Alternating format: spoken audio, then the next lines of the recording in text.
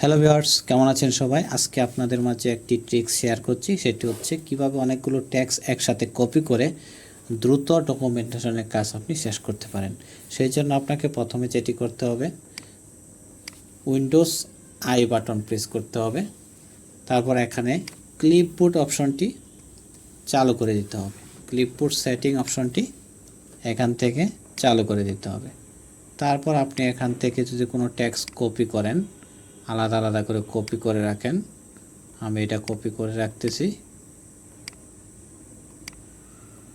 আমি 3টা tax copy করে রাখলাম। এখন আমি যদি ডকুমেন্টেশন তৈরি করার জন্য ডকুমেন্টে গেলাম।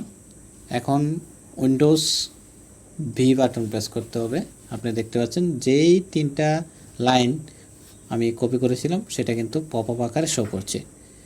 তো এখান থেকে ক্লিক করার মাধ্যমে আপনারা কিন্তু আপনার ডকুমেন্টটি খুব দ্রুত করে নিতে পারেন। এ হচ্ছে আজকের বিষয়। সবাই ভালো থাকুন, সুস্থ থাকুন। আল্লাহ হাফিজ।